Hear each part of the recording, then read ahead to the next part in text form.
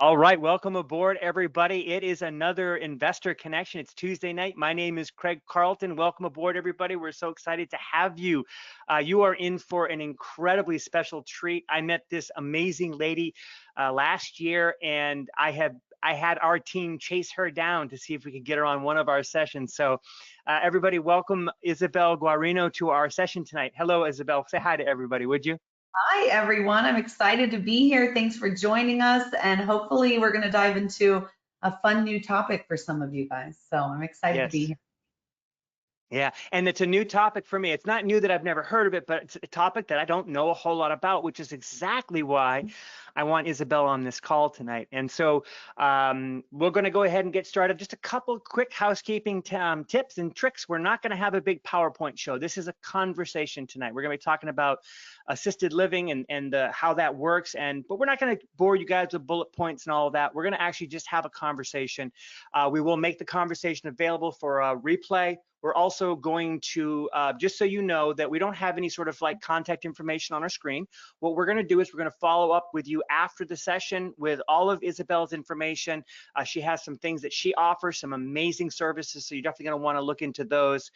So we'll take care of that at the end of the session. So don't bother asking for details. We promise we're going to send them over to you. All right, good stuff. The next thing is we're going to go about an hour, so be prepared. I would also encourage you to take some notes if you want to. That'd be a good way to follow along. And then the last thing I want to mention is I looked at a list of our attendees. There's a whole bunch of amazing people on the call tonight. So the first thing I want you all to do is, just like David did, is on your control panel, you should see something that says questions. I want you to pop that out of the control panel, and then in the question, I want you to put your name and where you're from. But before you finish, I want you to put 1 if this is the first time you've been to one of the Investor Connections, or 2 if this is another session that you've seen before. Now, you haven't seen this session, I promise, but you might have been on one of them. So someone's saying there's no audio. Is that true? Can I get a hey from everybody here? Yeah, I can see that people are hearing me. Yeah, I can, okay. if that matters. Yeah, you can hear me too. That's good stuff. Hey, David, sorry about that. You're going to have to look into your sound settings. Sorry about that. I also wanted to welcome everybody, but I want to say a special hello to Dana Burrell. I noticed that you're on tonight, Dana. I looked at the attendee list and I'm so excited. Dana is one of my partners in crime from last year. We did a lot of these sessions together.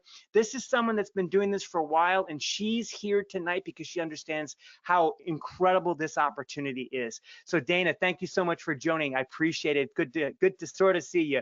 But everybody else, Joan and Scott, Ileana, David, Rita, David, Daniel, thank you guys for joining. I am calling in from Tampa, Florida. Isabelle, where are you tonight? Phoenix, Arizona.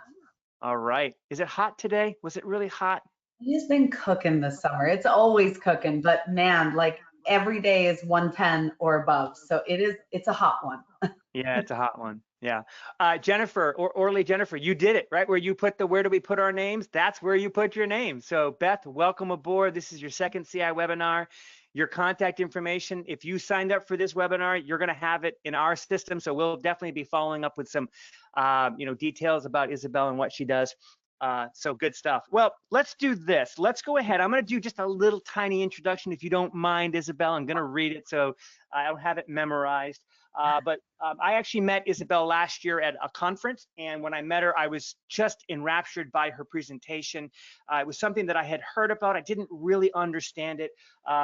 She is, let's see, she's a 2-time best-selling author, educator, entrepreneur, and the CEO of Residential Assisted Living Academy, helping real estate investors tap into one of the most profitable and meaningful niches available today. You've probably seen her, if you have, in magazines, articles, podcasts, and I'm just really excited that you're here. So Isabelle, thank you. I'm humbled by your presence. Thank you. Good stuff. So let's get started. How did you get started in this business? What's the 30 or 40 or 50-second elevator pitch? How did you do it? You know, we actually got started because my grandmother fell, broke her hip, and she needed assisted living. And when we were hunting for a place for her, we were so unhappy with every single option that we could find out there. And we're like, there has to be something better. You know, my dad had been a real estate investor for 30 years up to that point. So he did quick math and he's like, wait, I think that we could buy one of these homes, grandma can live in it and we can be cash flowing instead of paying someone else to give her subpar care. Let's control it and let's cash flow and turn this into, an opportunity. So it really started with a personal need in our own family, and it kind of launched into this huge empire that it is today. Yeah. And so, Isabelle, now you said your dad was in real estate at first, and then the opportunity, well, you saw a need. Where were you in this process? Had you been doing real estate, or did you just get started when that Yeah. happened? I have been really just like, I grew up watching him do every form of real estate, right? Wholesale, fix and flip, Section 8, multifamily, you name it. So I had Yeah, always kind of like, as a kid, when you grow up with a real estate investor as a parent, you are doing stuff on the weekends that other kids are not doing, right? So it's that's just right. kind of part of your world and part of what, is ingrained in you. But I went to college, I moved out, I, got a job, and I had become a flight attendant. And I Okay. actually was like starting to come back home on my off days and say, well, what are you guys doing? How can I help around the house? And like, I was kind of bored. And so I started sneaking into my dad's office saying, well, I'll just be your assistant on my off days. And he's like, well, I can't pay you. And I'm like, that's okay. So he started asking me to go do things at the care home and volunteer there and help out along the way. And I really started to learn all of the systems and why things Hmm. are run the way they are, and started just really learning the business from the inside out, to the point that I was like, hey, bring me on full time. I think I can really help you improve things around here. And I became his first employee. That was almost 11 years ago now. Okay. And, at that point, we just had one care home. We then got Okay. two more care homes, and we launched 8 businesses, all teaching people how to do what we did, which is Okay. open living homes. So Hmm. really, I was there with him from that piece to kind of help build all of that. Mm. How long had you had the first home before you decided and thirds and so forth? It was about 3 years that we had the first home, that we then said, okay, let's start looking for more properties. Let's start expanding this. It took us a while because there was no one there to Mm. tell us to avoid these mistakes, or this is how you fill beds. This is what you do with marketing. Here's what happens, when the state comes over. We didn't know. So everything that happened, it'd be like, oh, that was a big mistake. Oh, we failed Mm. again. And so we really learned, like, man, someone who wants to get in this industry and doesn't have a mentor or coach, they're going to be lost quick, and they're going to waste a lot of money and a lot of time, just like we did. So it kind of naturally led to people asking us, what are you doing and how do we do it better? How do we Right. systemize? But also our kind of like want to help other people not make those mistakes that we made. Yeah, right. So I want to talk about that first one just a touch more. So when you first, for one, how did you find the first home? How did you find So it? that first home, we were actually searching for my grandmother, like a home Oh, for her. right. So there's multiple ways you can find it, but we particularly found that one with working with a placement agent. So that's kind of Okay. like a realtor for assisted living. Yep. And basically they just go and help you find a care home that suits your needs and I don't know why I've got this weird zoomy thing, but Kind of your cool. I needs, like it.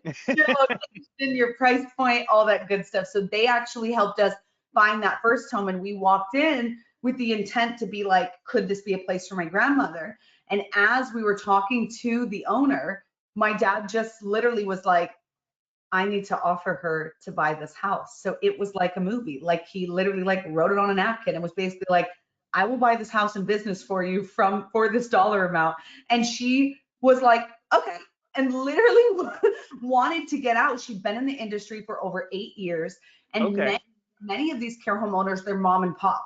They live in the home, they work in the home, they do everything themselves. And that's not what we do or what we show people how to do.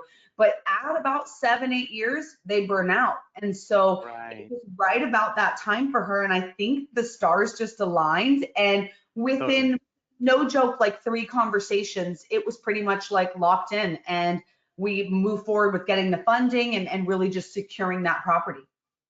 So in some ways, it was almost a turnkey opportunity when you first got into it, right? Yes, that first one we bought as an existing care home, which is Got it. one of the 4 ways that you can get started. And it is one of the faster ways. It could be Sure. more expensive because you're buying the real estate and the business. So it's That's right. 2 sales happening in one, but you're up and running, cash flowing day one. So there's pros and cons to it, right? But that is one of the ways to get started. Yes. Great. Out of curiosity, in your teaching, do you show people how to find existing ones to buy those if they decide they want to do that? Absolutely. And more Perfect. importantly, there's 30,000 group homes across the country. So there might be one for sale in your area, but also you do not have to do this necessarily where you live. A lot of All people right. do remote ownership because you're going to be hands off anyways. So 31% of care home owners are remote owners, meaning they live 45 minutes or more away from their care home. So it Okay. could also be an opportunity in another area. Right, right. Love that. Okay, good. Awesome. So you kind of fell into it. Now the second and the third home, were those more traditional purchases and then you developed them based on what you'd learned in the first one? Exactly. So those Okay. two, we used a different method, which is buying a single family home and converting it to become an assisted living. And so we found those properties by actually asking around and saying, hey, where are people asking for assisted living? Again, Mm, no one was teaching us a methodology, which now we've kind of honed in and created and we know works in all right. markets. But back then it was just like, where do people need this? And it was a lot of word of mouth. And so we found two areas that people were asking a lot about. We purchased regular single family homes there and then converted them to become assisted livings. Got it. I love that. Daniel asked, what size of a home is a good one for an assisted living? And maybe even for like a starter. Is it based on square footage? Is it rooms? How do you sort of look at it? Great question, Daniel. So your state will usually say 80 to 100 square feet per resident is allowed. And we're like, that's way too small, right? So 300 to 500 square feet is our rule of thumb. So if you have 10 residents, minimum 3,000 square feet, upwards of 5,000 is very comfortable. So when you're looking for a home, look for something larger, right? Because Yes. the less renovation you have to do, the easier it is for you.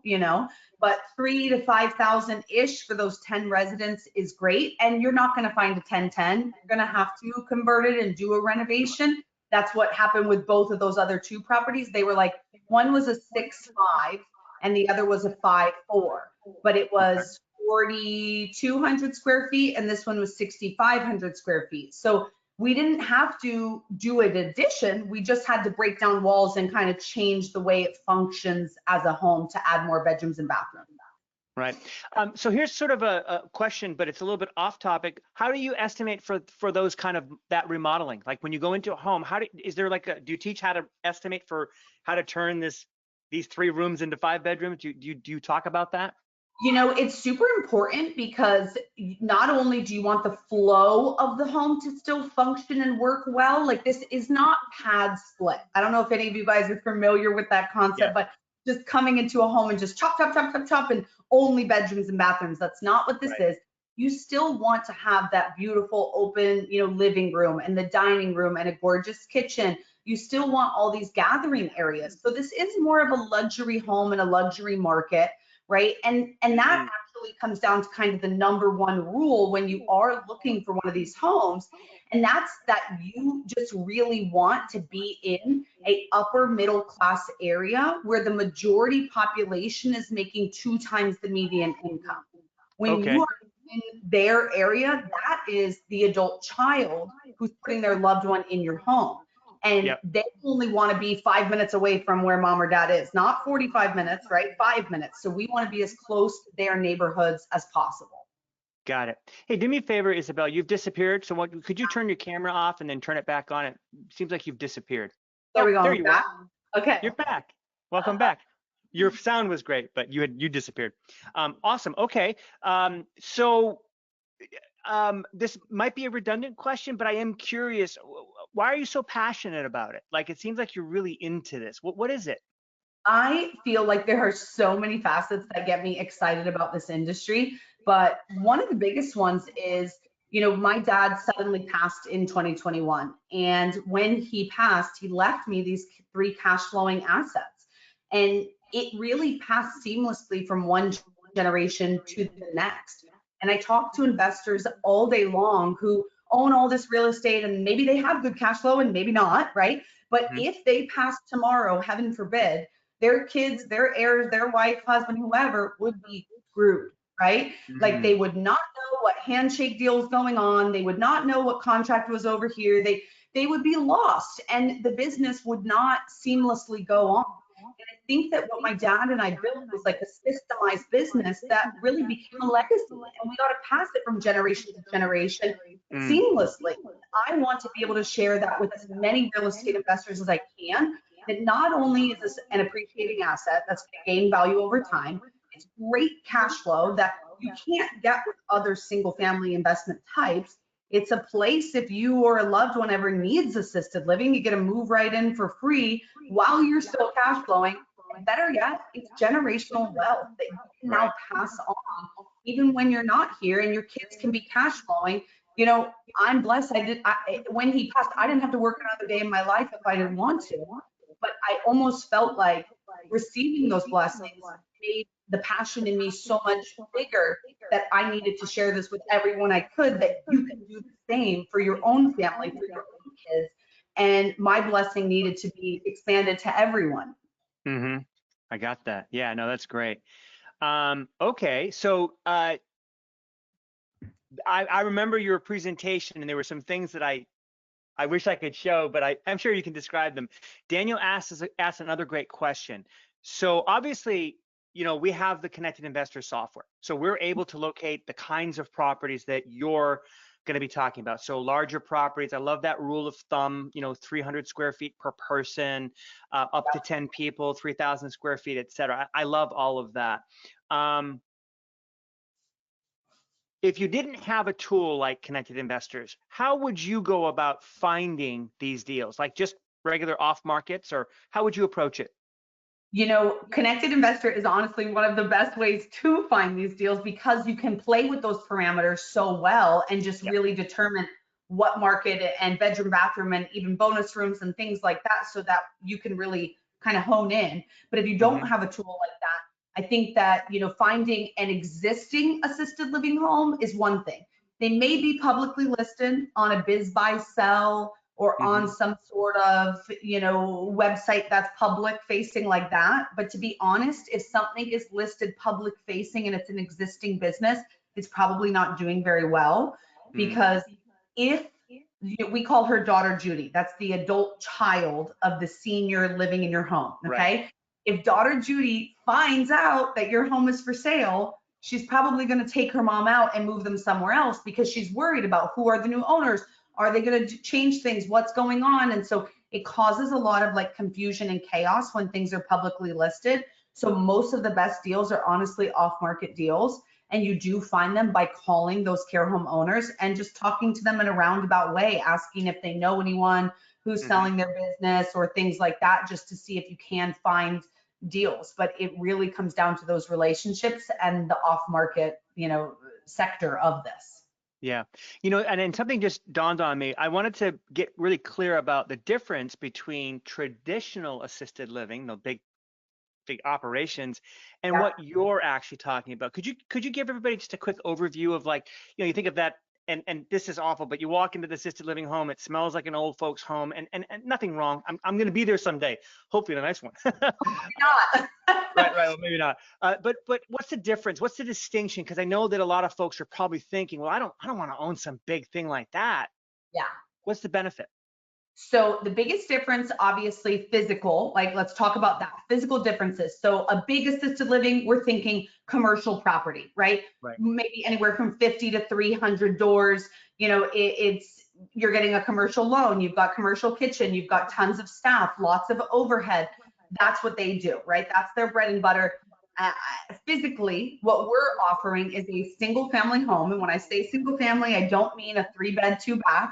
Right? I Right. mean, a luxury home in a nice part of town that's, 3,000 plus square feet, lots of bedrooms and bathrooms, and it's suitable for seniors, but it's still in a regular neighborhood. It's still zoned residential.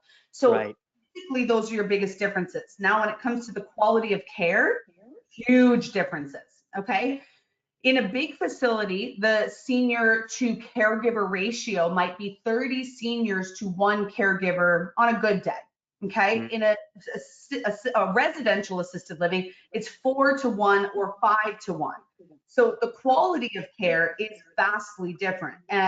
here's a number that will blow your mind.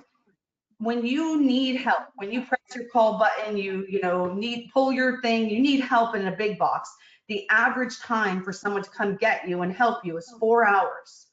In a smaller care home, it's 90 seconds. Right. It's home. If you fall, I see you. I get to go run over and help you, right? So the odds of something happening to you, the odds of injury, risk, fall, loneliness, depression, all these different things, it's just like, whoop, like it's so different, but yet you're paying the same, if not even less in an RAL, sometimes less. So it's just environmentally, like the vibes, right, are so much better because of the home, and we grew up in a home setting, not something that feels like a hospital with long hallways and impersonal staff, but also just the way that it's structured, like from staffing all the way to the level of care that they can give. So yeah, that's the biggest difference. I love that. I love that. So, and one of the things that you mentioned, and I this is something that really struck me, was you were talking a little bit about how one of these can be like in a neighborhood, and then there's some kind of reason or there's some way that they can get away with it. I don't mean it like that, but because having a commercial place in a neighborhood, some people would frown on that. How is it that you're able to sort of get past that? I remember you saying something, but I don't remember what it was. Yes, so these are licensed and zoned homes. They're zoned residential. We're not changing the zoning, but they're licensed care homes through the state. But if you're thinking, well, my HOA, my city, my neighbor, my this, my that is going to tell me no, we are a protected class under the Federal Fair Housing Act. And it's not because these seniors are older. It's actually because when you move into an assisted living, you're not moving in for funsies, right? You're moving in because you need help with 3 to 5 ADLs, activities of daily living. Think like getting up from a chair, bathing, toileting, eating, taking medication, brushing your hair, brushing your teeth, whatever it is. You need help with 3 to 5 of these. That's why you're moving in. You can't live alone. So you are considered disabled at that point. So we're protected because of that, Federal Fair Housing Act protecting not age, but protecting disability. So they cannot deny you, a state, a city, a county, a neighbor, an HOA, no one can deny you. You are allowed to do this anywhere, which is pretty amazing because other forms of like niche real estate, you're up against a lot of, the HOA, totally. The county, the HOAs, everybody hates that stuff. No, I love that. And I remember when you said that, I was like, wow, that's almost like a get out of jail free card in many ways, right? Because a lot of folks they don't want to go into an area. Maybe they like the area. Maybe their family member. One of the things you said, and you got into this because you had a specific need, you and your father. And I think that a lot of times when you can solve your own problems and you realize like how well you solved your problem, you can do the same for others. And I want everybody that's on the call to really understand that you want to look at this like what's the expression, the daughter of the owner, how do you call it? Lucy? Who's Lucy or Karen? Who is she? Daughter Judy, yeah. Judy. You really want to think like Judy. And I think that's what I got from your presentation was this is really geared towards Judy, but the service is actually being provided for mom and dad. But Judy's the decider. Judy's the one that gets to decide.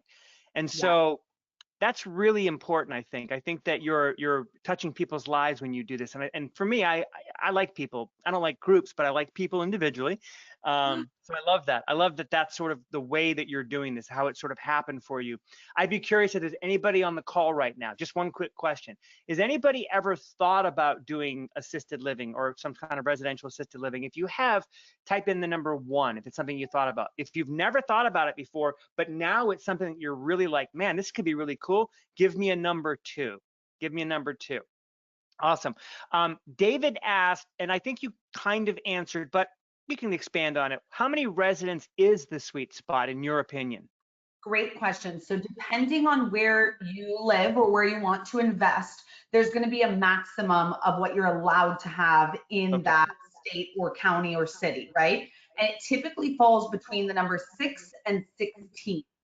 Some states have no limit, right? But usually it's between 6 and 16. After 16, many times then you're going commercial. So got it. Keep it residential, right? And follow kind of that path, 6 and 16. Now, I will say, what is optimal? That's the question. whatever the max is. If the Yeah. max in your area is 12, then go for 12, because for you, it's the same amount of work for you to run a 6-bed or a 12-bed, but one of them you're cash flowing a whole lot more. So Right. I'm going to say go to whatever the max is in your area, because as the owner operator, it's the same for you.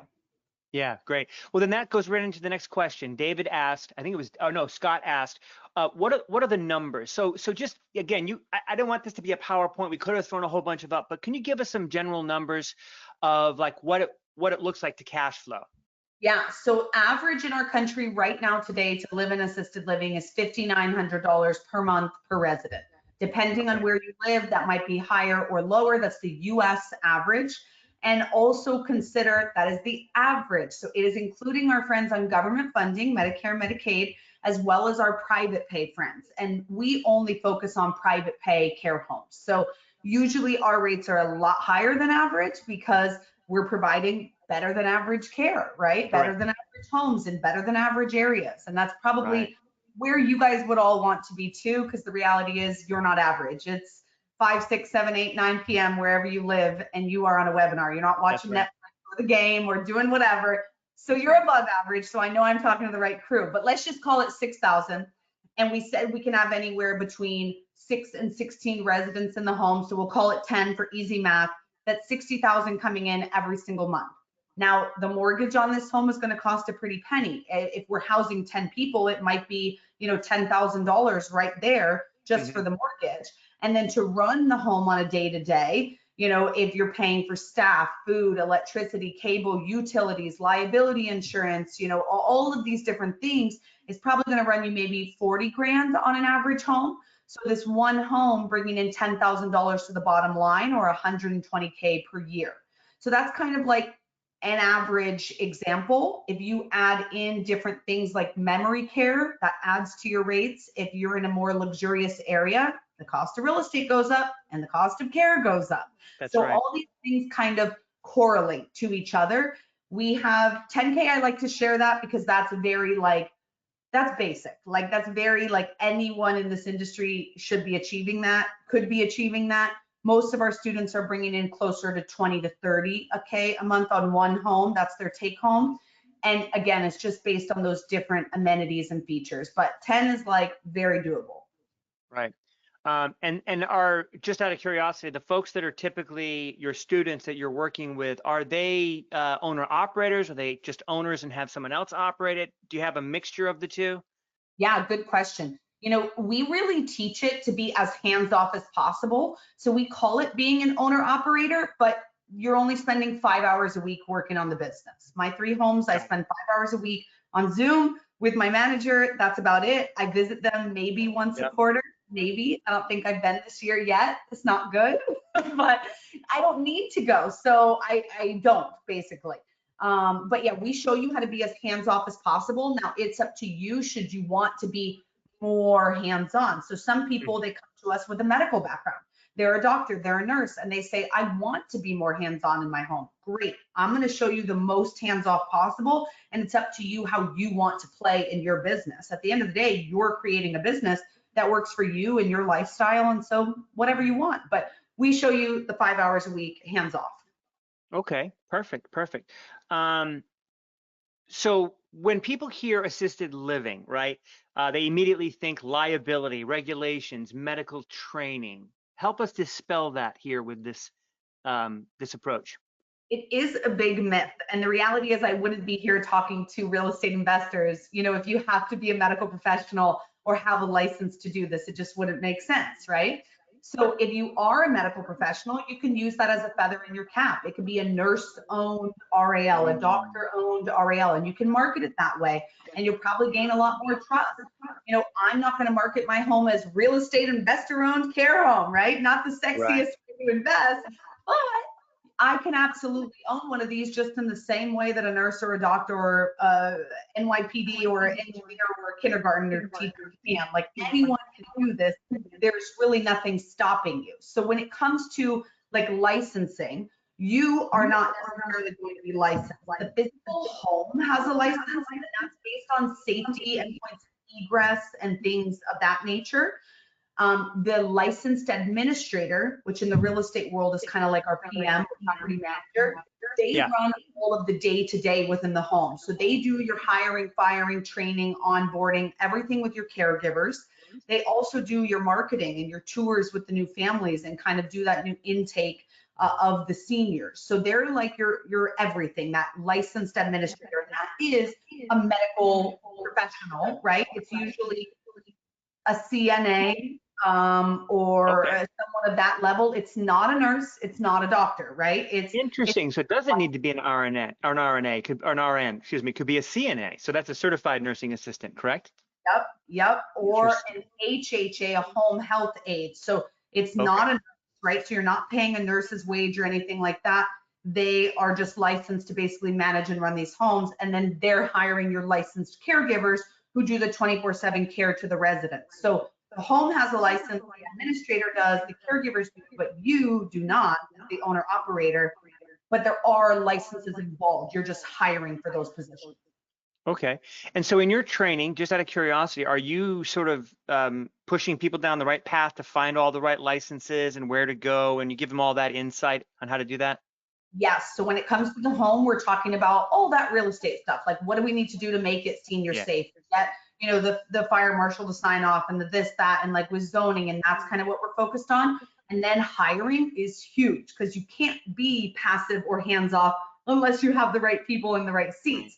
So we spend a lot of time focusing on hiring, what to put in your job postings, what to say on your interviews, how to onboard and train them, like a lot of focus on that, because once that's in place, that's how you can become hands-on. Got it. Okay, great. Well, you actually, that was my question about licensing, so we'll go past that one. So one of the things that you told a story, and I think the story was about a doctor, but you told a couple different stories. Could you give someone sort of an example of, how, like one of the students that you worked with came on board and you helped them find a deal, and now they're up and running? Like, look, it's probably not easy. It's probably kind of simple in terms of steps, like just step by step by step. Not easy, but Yeah. can you share one of their experiences just so folks will kind of know what they're getting themselves into? Yeah, actually, uh, who's coming to mind, strangely enough, and I haven't talked about him in a while, but we were just messaging on Facebook Messenger today. But it's one of our students, Jude, out in Texas. And he came to the training with his wife, and he had invested in real estate before, but he has a full career, full time doing other things. And so he's like, hey, I don't have a ton of time to invest in this, but what are those steps? And so he went back to Texas. We showed him the 4 methods when he came to the training, which we talked about: buying an existing, converting a single family. You can also buy land and custom build from the ground up. And you Yep. can also lease a home to use for this. So he learned all 4 of those, and he basically said, I really want to buy a single family and convert it to become. So that's the method he chose. He was out in Texas. In Texas, you're allowed to have 16 residents in a home, but he lived outside of Dallas. And Dallas, even though Texas said 16, Dallas said 8.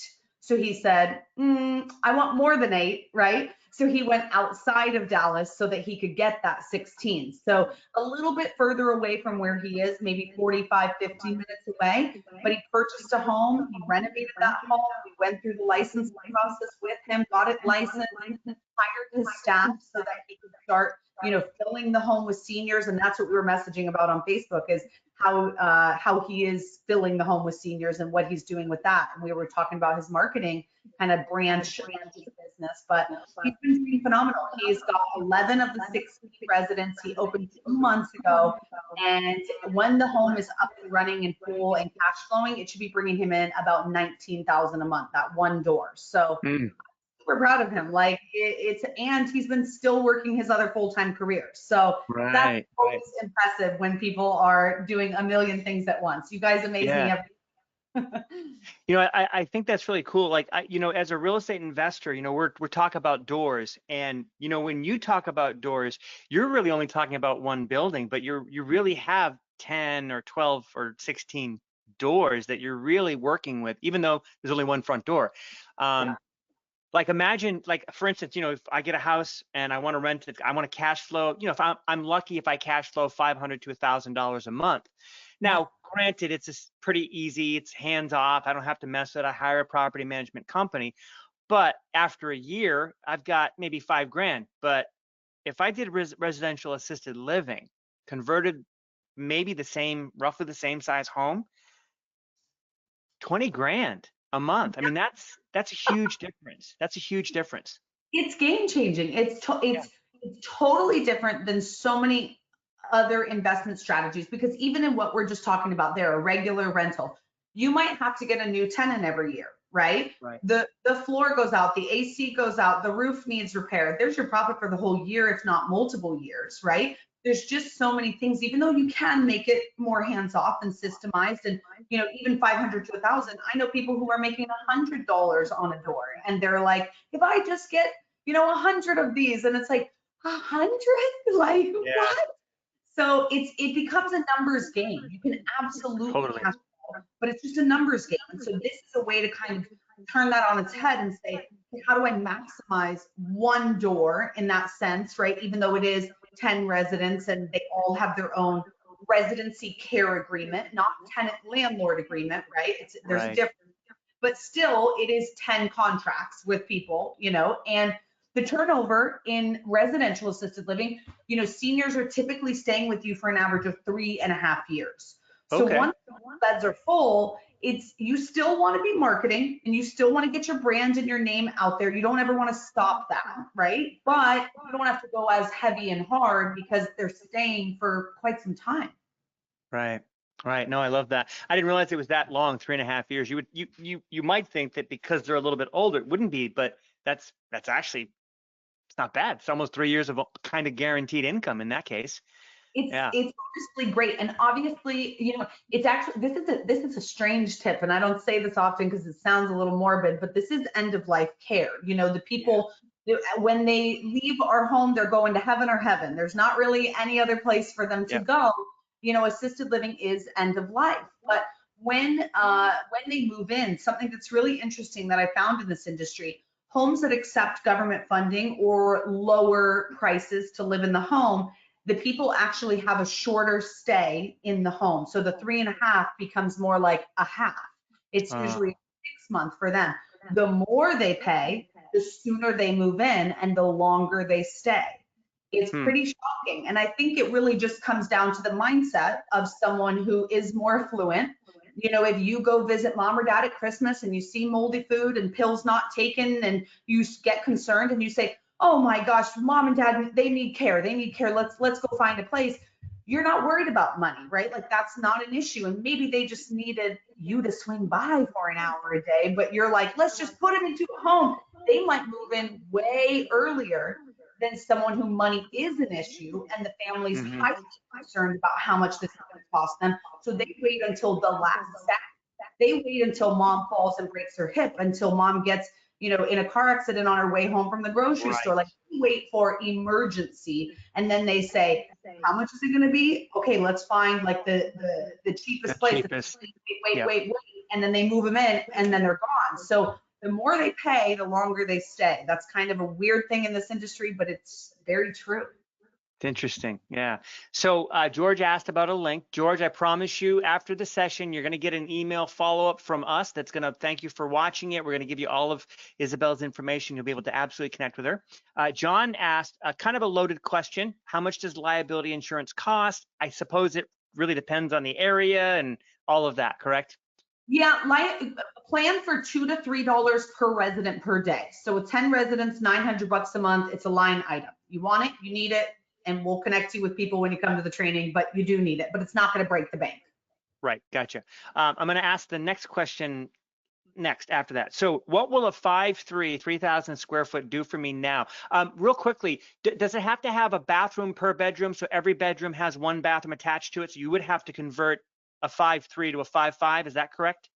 So you don't have to, right? They don't all need their own bathrooms, but the more that you have, the better, right? Because basically, if someone's moving into a shared room, they're going to pay less than if they're moving to the master, bedroom with their own private bathroom. They're going to pay more. So inside the home, we said average rate of 6,000. You might have someone paying 9 and someone else paying before, all in the same home if you're going to do it based on bedroom bathroom situation. So if you have a 5-3, which I saw that you were in Boston, Daniel, and I don't know if the home is in Boston proper or just Massachusetts. I don't know where it is, but if it is in Mass, you can have 12 residents in a home.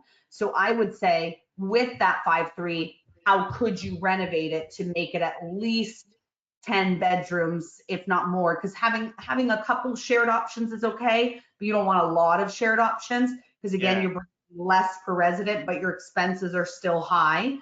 So I would just consider how you could do a renovation to that home, especially you're saying it's in a wealthy town where older people like to live. That's great. So it's really just about that renovation and adding more bedrooms and bathrooms and then starting on that licensing process, starting on your hiring process, getting your marketing up and running. It sounds like Yeah. this home might be a fit. Might be a fit, Daniel. And he's there in Situate, Mass. I'm originally from the New England area, so I know that area. It's a coastal community, so yeah, definitely a nice area. How much cash flow is needed to be an investor? I'll answer that one. When you're not losing money, but that's a little bit of a loaded answer. With Isabelle and her students, like as a regular investor, investing in property, as long as you're cash flowing $500 to $1,000 a month in a property, you're probably doing okay. Isabelle, are there any sort of averages, any numbers that you can sort of point to, for the average cash flow of a property? So, like, as far as the owner operator, is that what she's Yeah, asking? Yeah, yeah. like I would say 10K is kind of on the low end, right? So Okay, you want to be 10K a month on the low end on these homes. That's your net take home for sure. okay, okay. Can it be done with a 4.2 at 1,800 square feet in Fort Lauderdale? I don't Brent, know. my concern would be who is living in this area where it's 1,800 square foot homes. Is it the affluent daughter Judy who's making 2 times the median income? Because I don't think daughter Judy lives in 1,800 square feet. She probably lives in 4, 5, 6,000 square feet, right? So the area might not be right. Even if you can knock it down and add 10 more bedrooms and 10 more bathrooms, if it's in the wrong area, Mm, it's we're not focused on the home, right? We're focused 100% on the area because we can scrap it and custom build from the ground up. yeah, It's got to be in the right area, or you're going to call me and say, I can't fill my beds. I don't know why. And I'm going to say, totally. pick the wrong area. So Yes. that So would be my area is key. question is who's living here? Yeah. Who's So in this case, location is really key. Really huge. key. Why I love partnering with people like you guys because you help them find the right location. It's like That's the right. perfect, everything we focus on, is just like you have to have the right location. And people are like, how can I make this work with this, crappy home in a small part of town? And I'm not saying that's you, uh, uh, Brent, but it's not always about making it work with a home. You want to find the right home in the right location and make that work. And so working with Connected Investor is just the best way to find those properties. Yeah, because we can search nationwide. So if you have if you have access to the software, and I imagine I'm going to ask Isabelle if she'll give me some good areas to look in as well, but you can search for properties in those specific areas. Remember, she said 31% of folks are doing it out of town, out of state kind of thing. They're nowhere Yep, near the property typically. yep, yep. Okay, So you don't good. even need to be near it. Awesome. So we got a couple more questions. How about house with steps? Oh, First floor. steps in a first floor loft. Yeah, so Bain, if you are going to do a multi-level home, then you're going to need to add in a residential elevator or chairlift. A residential elevator is going to cost you like $30,000 to $50,000. So the only reason I do a home that's multi-level is when you have 10 or more residents in this home, right? Because you can easily get away with 10 residents on one level in that 3 to 5,000 square feet. But once you go above 10 residents, having 14, 16 bedrooms, that's a really large single level home. So it does make sense to have multi-level. And a lot of our students who have 16 residents, they've got multi-level and they've got elevators. And it's a residential elevator, you install it, but if that home is going to, 16 beds are usually cash flowing 30 or more. So those homes do really, really well. And so if you're paying one time 50,000 for an elevator, it's worth it. You're going to make it back in a month and a half. Yeah. I have a question. It's a little bit off target again, our topic, but we did a session a few weeks back talking about credit and funding. Yeah. With these kinds of properties, are they typical conventional loans? Can you go for a business loan? How would you approach the financing of them? The two most popular ways to finance these, first is using an SBA 7A or 504 loan. So a small business loan, they will cover the real estate, the reno, the carrying cost, and paying you as the managing partner all throughout. Okay. So beautiful way to pay for this, right? We love SBA and we partner with a lot of them that our students work with. And so that's a great way to pay for this.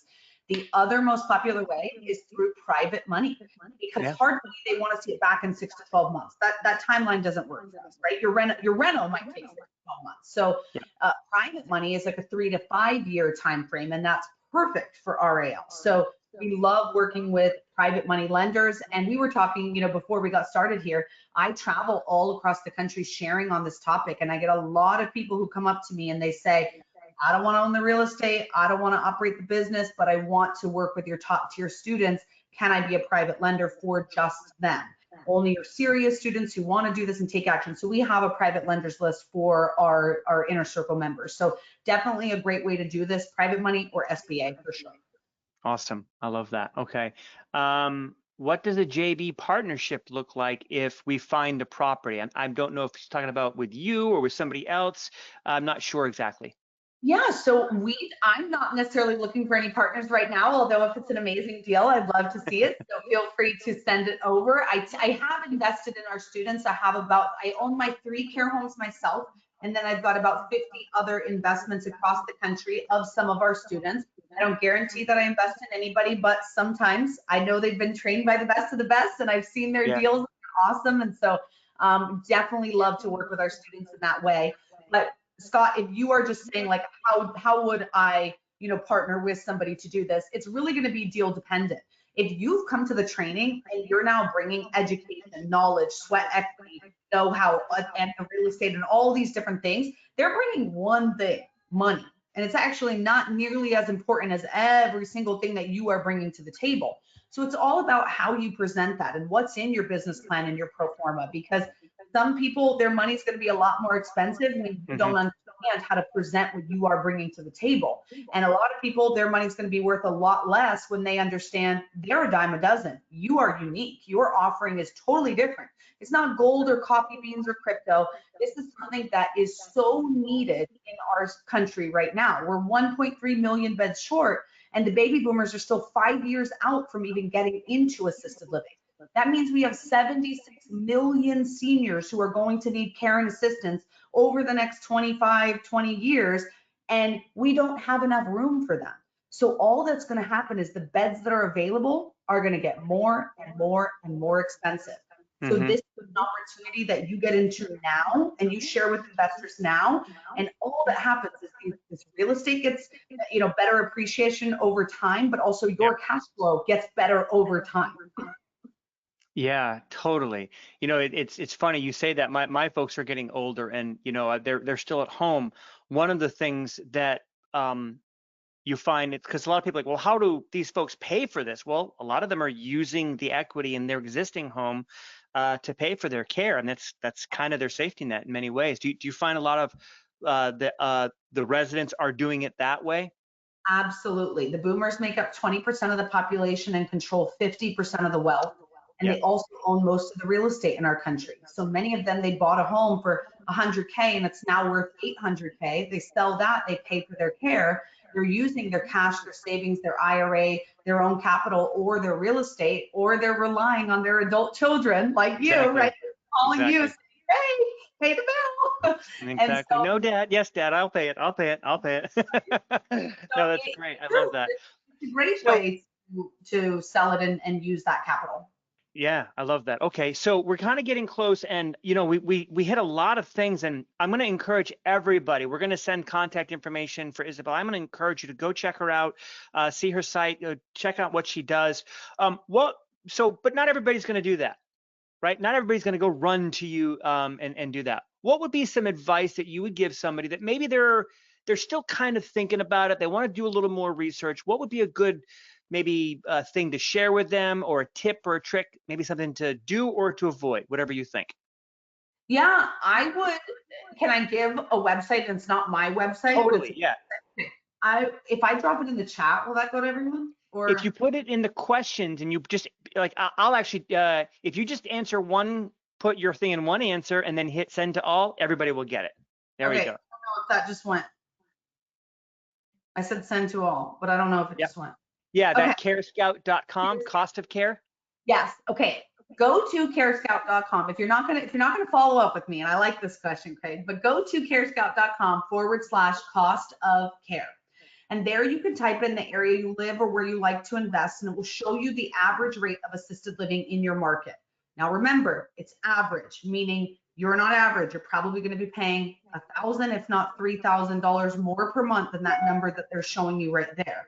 But there's a toggle button on this website. So you can see what assisted living is projected to cost in 5 years, 10 years, 20 years. My mom's not going to need care for another 25 years. And when I bump it up, it's looking real expensive when she needs it. So Yeah. if you don't do anything else, just go play on this website. Just go find out how much it's going to cost you, your loved ones, and start thinking, what's your plan? How do you plan to pay for this? Because only 10% of the population has long-term care insurance that covers this. And if you think you're going to go into a government-funded home, good luck eating rice, beans, and hot dogs and getting, terrible care, left alone for 4 hours when you just broke your rib and fell, right? Or have a UTI or dehydration. I mean, it's rough. So go do your homework, find out how much this is going to cost you. This website isn't mine. I'm not taking any of your info. It's just a free resource, but it's pretty shocking. And at least make a plan, at least talk to your family, because opening one of these could be the solution you need for all of your family. It could solve multiple problems, but if not, just at least get prepared to pay those bills because they're coming. 70% of us need daily care for an average of 3.5 years. You can't really avoid this. Right. It's kind of a guarantee that either you'll be living in one or you'll be writing the check for someone who is at some point in your life. Right. Well, that's really, that hits hard, right? Because everybody's headed there at some level. Yeah. Awesome. So we're going to let you all connect with her. What I'd like to do is any other questions from anybody before we kind of end the session tonight? I want to let Isabelle just sort of share a sort of final thoughts, words, whatever, but any other questions? We got the site. I don't think there were any other.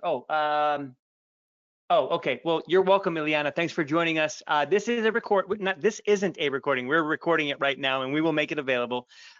It is recorded, yeah. So you totally forgot about this important webinar. Don't worry, Gail. It's not a recording. It is being recorded, but next time you watch it, it'll be a recording, and that'll be available on our website. So, okay, cool. Any final words for the viewers? Any challenges? We do some calls to action, but what would be your sort of like parting words, Isabelle? I'm excited about this myself. It's something that I'm looking into. So yeah. Just if this spoke to you tonight, it is very different than probably a lot of other things that you guys often talk about. It's not so cut and dry. It's not just real estate. It's not just a building. These are people's lives, This is care. This is something that impacts us all. And it's maybe not the sexiest topic that we all want to talk about, but the return on investment with this property, with these types of properties, is so astronomical. I've never seen anything like it, right, in other forms of single family investing. So if it's calling to you from a heart perspective or from like a let me see what I can do with my real estate perspective, our company motto is to do good and do well. So it can't all be money, money, money. You're not going to be successful if that's all you're focused on. But it also can't be heart, heart, heart. It's good when you have a balance of both of those. Do good, do well. So if that speaks to you, definitely, I'd love to connect with you guys and follow up. And I'm so grateful to Craig and the team at Connected Investor to be able to get us all here tonight. And hopefully you guys can, keep learning and some of you can open care homes. There's such a massive need. If every single one of us open 10 of these, we still wouldn't even make a dent, so there's opportunity for us all. So if it's calling to you, take action. Cool. I have two more questions. Let's go ahead and answer them. So Ellie asked a question, and again, it's a bit loaded. she was asking about startup cost. You know, I have a side for carrying costs while working towards occupancy. In other words, how much cash should I have behind me to be safe? Okay, hold on. It's a bit of a loaded question. I think Yes, it's kind of a example, a hard. 10-room home, how much you would expect with startup costs? What should I have set aside for carrying costs? Carrying costs, you want 2 to 3 months of your total expenses. So your Got it. mortgage, how much? So in the example I shared earlier was 40K a month and 10K for the mortgage. So that's 50 times 2 or times 3, 2 to 3 months. So you'd want 100 to 150 in that particular example. Perfect. I love that. And do you recommend any specific software for managing of the home, or? Yeah, actually, there are a ton of amazing softwares. Where do I begin? There are a lot, Sonia. So it's kind of a loaded question, but it just depends on what do you want to systemize, right? If it's the medications, there are EMR systems that we partner with. You know, we've been training on this for 10 years. We host the only convention for smaller care home owners. We have the only association in the country for smaller care home owners. So we've got a ton of connections and resources for you, Sonia, so we can always connect offline too. But we have electronic medical recording systems. We've got stuff for SEO and online marketing and AI. We've got things for hiring, so you can kind of systemize your hiring processes. We've got paperwork and online portals. I mean, we even have our own softwares and apps that you can have access to. The list goes on and on. Awesome. I love that. Yeah. And Scott, we will definitely be sharing it. Ray, I promise you it's being recorded right now. It'll be on the website sometime tomorrow. You can watch it again. Oh, great question. Daniel asked about a 1031 exchange for one of my rentals into an assisted living facility. Can he do that? I think that you can. I do not know 100%. I think that you need to talk to whoever it is, you know, you work with on that. But I have heard of some people going this direction. So my answer is, I cannot say for sure, but I'm thinking yes. Yeah, and Daniel, we actually we're looking at a 1031 exchange session as one of these, just as a note. Some Tuesday night in the not too distant future. That'll be a great question to ask when we have that session. But I would just do a little bit of research, talk to your 1031 exchange person. But again, I think we're going to have a session pretty soon on the 1031 exchange. So good stuff. Awesome. Ellie, you're welcome. Thank you. How do I sign up for training? Okay, so what's going to happen, everybody that's on the call right now, we didn't put up any links to anything because we wanted you to pay attention. We don't want you to run into the site yet. What's going to happen is tomorrow, our marketing team is going to send you out a thank you email for joining the presentation. It's going to have all of Isabelle's information about her and her company and what she offers. There will also, just so that you all know, when you go onto our website, if you go into the Success Center, you know how to get there. The very top option is where you signed up for this training tonight. If you go to that same section at the very bottom, you will see this session as a replay available tomorrow afternoon. So that will be how you're going to be able to watch it again. Awesome. Well, I actually, Isabelle, have about 50 more questions, but I'm going to go ahead and save them for now. But I really, really appreciate you sharing. I love your enthusiasm. And obviously, you care. And now I've heard this from you twice now. And I'm even more excited about the options, you know, because I'm getting older. My folks are getting older. Isabelle, we're all getting older. You're right. We're going to be either writing the check or we're going to be knocking on the front door to get in. So this is so cool. This is such a good thing. Well, with that being said, I want to personally thank you for joining us tonight, Isabelle. It's been an absolute pleasure. I hope we can have you again on sometime, you know, down the road again, maybe talk a little bit more about it. Maybe even bring on one of your students that came on from the session and talk about their success, something like that. I would love that. Amazing. Thanks so much for the opportunity. And thank you all for spending your evening with us.